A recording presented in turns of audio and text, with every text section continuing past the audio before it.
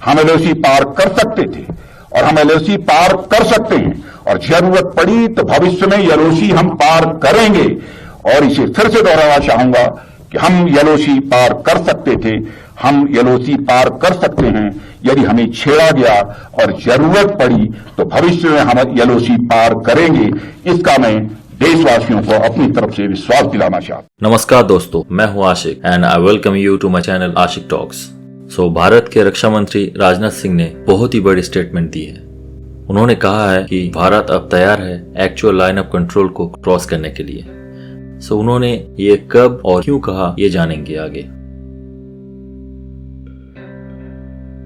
26 जुलाई को कारगिल विजय दिवस की 24th एनिवर्सरी थी। कारगिल युद्ध भारत के लिए एक हिस्टोरिक इवेंट थी।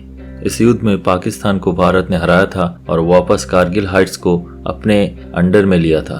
और इसी दौरान रक्षा मंत्री राजनाथ सिंह ने यह बयान दिया, फ्यूचर में एलओसी क्रॉस करने की जरूरत पड़ी तो इंडिया अपने ऑनर के लिए लाइन ऑफ कंट्रोल क्रॉस करेगा। साथ ही साथ रक्षा मंत्री ने यह भी कहा है कि यूक्रेन से हमें बहुत कुछ सीखना होगा। जिस तरीके से आम नागरिक ने अपने मिलिट्री को सपोर्ट किया, ये एक लेसन है इंडिया के लिए कि लोगों को इसी तरीके से आर्मी को सपोर्ट करना होगा जब लाइन ऑफ कंट्रोल को क्रॉस करने की बारी आएगी।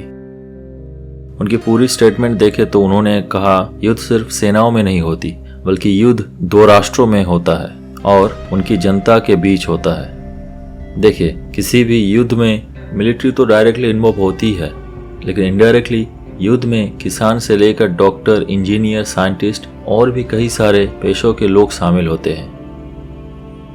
युद्ध में मिलिट्री तो फ्रंट लाइन पे ही होगी, मगर मिलिट्री को जो एम्यूनेशन, जो वेपन चाहिए, वो सब रेगुलरली सप्लाई करने के लिए उस कंट्री के इकोनॉमी स्ट्रॉन्ग होना चाहिए ताकि लगातार आर्म और एम्यूनेशन की सप्लाई होता रहे। फिर उन्होंने कहा हाल ही के दिनों में युद्ध जिस तरीके से लंबे खींचते जा रहे हैं, आने वाले समय पे जनता को सिर्फ इनडायरेक्ट रूप से नहीं, डायरेक्ट रूप से युद्ध में शामिल होने के लिए तैयार रहना चाहिए।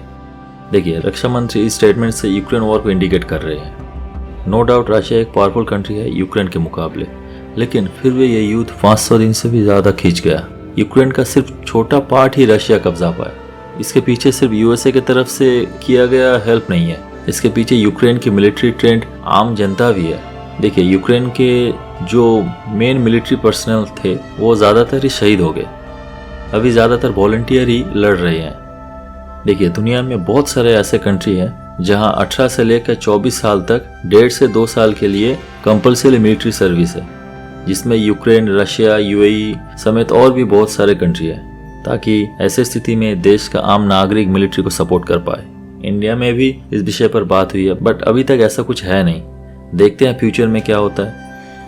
और रक्षा मंत्री ने यह भी कहा है 26 जुलाई 1999 में युद्ध जीतने के बाद भी हमारे सेना ने एलओसी पार नहीं किए, तो वो इसलिए कि हम शांति प्रिय हैं, भारतीय मूल्यों के प्रति हमारा विश्वास है और अंतर्राष्ट्रीय कानूनों के प्रति हमारा प्रतिबद्धता है। उस समय हमने एलओसी पार नहीं किया, इसका मतलब ये नहीं कि हम एलओसी पार नहीं कर सकते थे।